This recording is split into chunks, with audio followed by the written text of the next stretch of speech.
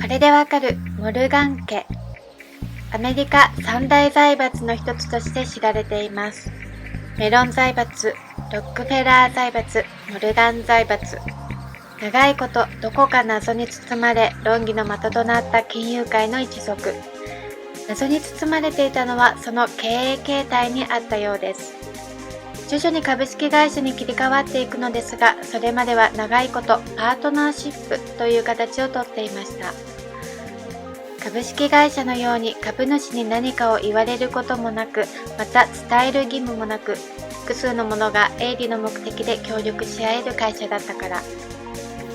そのパートナーたちが金融、鉄道、輸送、交易事業の各界にわたる112の会社で72の取締役の地位を占めていました。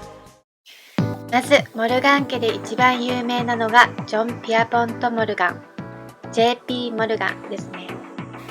彼がこのモルガン財閥を大きくし、金融界に影響を与えました。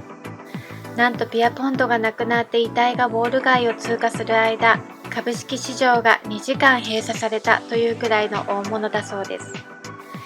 ですが、このモルガン財閥は彼がゼロから作り上げたのではなく、彼の父、ジュニアス・スペンサー・モルガンから引き継いだものでした。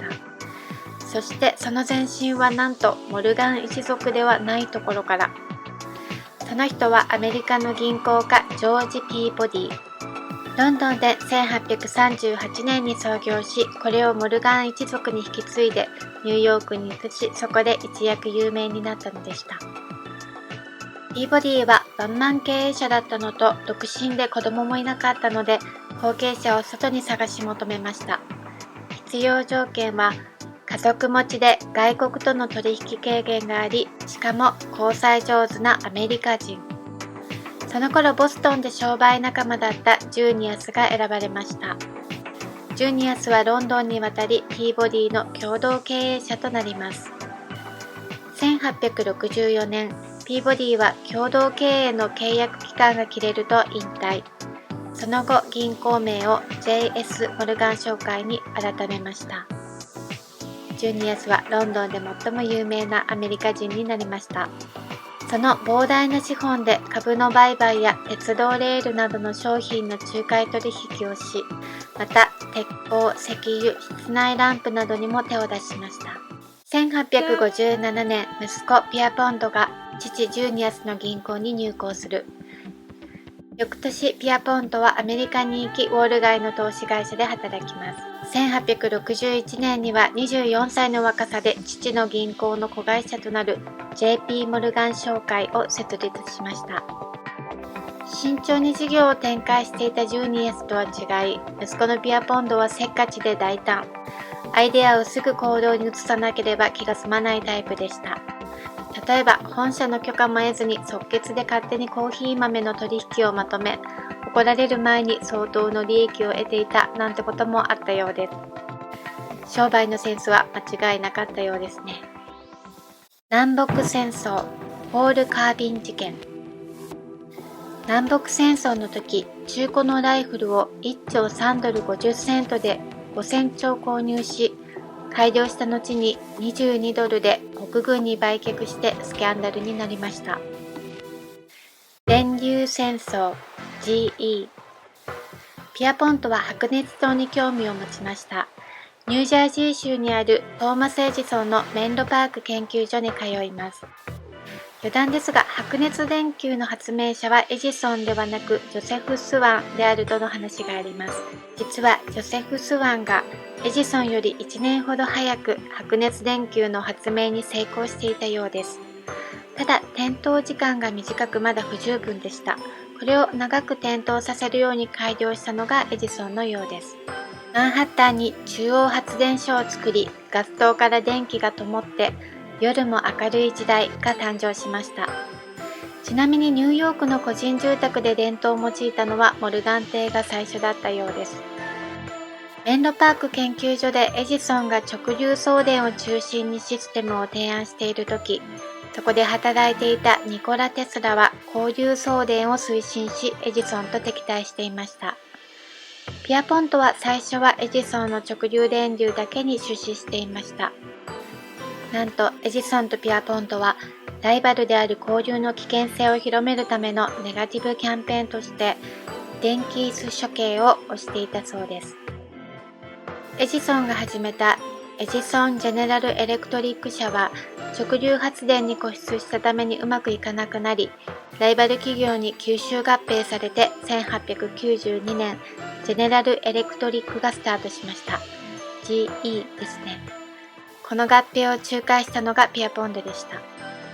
ですがその翌年、早くも支払い不能状態に陥ります。それをピアポンドが救済し、それを機に GE はその後一貫してモルガン財閥寄りの姿勢を取ることになりました。直流と交流の電流戦争ですが、現在は全世界で交流送電が採用されているので、テスラの研究すごかったということになりますね。ピアポントは後からテスラにも出資しました。1901年、ピアポントの援助により、ロングアイランドのショアハムに高さ57メートルの無線送信塔ウォーデンクリフタワーを建設し実験していました。内部にはテスラコイルが設置され、使用された電磁波は 150kHz。周波数が低すぎて電力の伝送は失敗。その後、追加の資金援助を打ち切られたため運用されなくなり、第一次世界大戦にアメリカが参戦すると攻撃の標的にされるとされ、1917年に解体撤去されました。鉄鋼 US スチール。1901年にピアポントによって設立された鉄鋼メーカーです。カーネギーをはじめとする製鉄会社の合併により、世界初の10億ドル企業として誕生しました。鉄道、オルガニゼーション。破産した鉄道を再建し、支配権を得ました。ミシシッピ川以東のほとんどすべての倒産鉄道が結局はモルガンの手に。そうした鉄道の再建を人々はモルガンをもじってモルガニゼーションと呼びました。世界恐慌。アメリカの株価は大暴落し、失業率が約 23% になったと言われています。大恐慌をモルガン財閥が中心となって救済しました。多大な金額を融資します。ある意味ここで国に貸しを作ったとも言えます。政治。モルガンとウォール街の銀行家たちは共和党のウィリアム・マッキンリーに多額の寄付を行い、自分たちに有利な政府にしようとしました。マッキンリーは反トラスト法を発動させない経済界にとっては都合のいい大統領だったからです。反トラスト法とは独占禁止法のことです。ですが、マッキンリーは暗殺されました。そして経済が危機的状況になる中、金融資本を独占するモルガン財閥への批判は強くなっていきました。グラス・スティーガル法。ルーズベルトによるニューディール政策の一つで金融界への厳しい規制。証券と銀行の分離が必要になりました。商業銀行 JP モルガンと投資銀行モルガン・スタンレーへの分割を余儀なくされました。これによりモルガン財閥の活動範囲は次第に狭くなっていき、徐々にパートナーシップから株式会社に切り替えていきます。JP モルガン・チェイス。1999年、グラス・スティーガル法撤廃になります。その後、JP モルガンはロックフェラーのチェイス・マンハッタンに吸収合併されました。統合された JP モルガン・チェイスはアメリカで巨大な金融機関の一つになります。美術品、宝石。ピアポンドのコレクションの規模は並外れていました。アメリカを自分が尊敬してやまないヨーロッパ文明と同格に上げたいという思いがありました。宝石や原石のコレクションにも力を入れていました。彼はティファニーのクンツ博士に希少な天然石を集めてコレクションするように依頼し、それは後にアメリカ自然史博物館に寄贈され、モルガン・ティファニーと呼ばれています。また、ティファニーはピアポントの協力と支援を記念し、マダガスカルで発見されたピンクのベリルをモルガナイトと名付けました。また、メトロポリタン美術館の創立当時の講演者で、1904年には美術館の理事長に就任しています。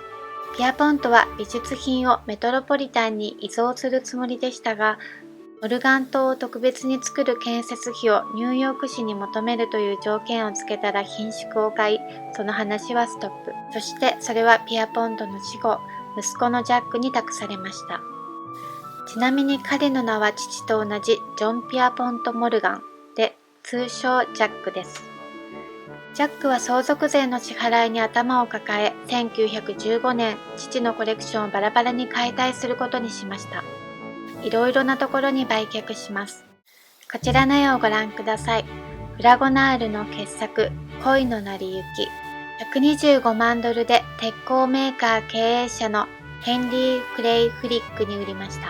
ロココ様式独特の華やかで軽快な雰囲気。若い男女の恋模様を描いた連作です。当時のフランス国王ルイ15世の愛称だったデュバリー夫人の依頼によって制作されたものですが、飾るはずのルイ・ブシエーヌの館は新古典様式で改装してしまい、ロココ調の絵が合わなくなり、フラゴナールへ返還されました。回り回って現在はニューヨークのフリックコレクションにあります。結局、メトロポリタン美術館にはコレクションの残り 40% が贈られました。モルガン家の経済界における役割は連邦政府よりも大きいと認識され、このような風刺画も生まれました。小さなアンクルサムと大きなモルガン。アンクルサムとはアメリカを擬人化した人物。この絵からもアメリカへの影響力が大きかったことが伝わってきますね。アメリカ金融界の華麗なる一族モルガン家、いかがでしたでしょうか。最後までご視聴ありがとうございました。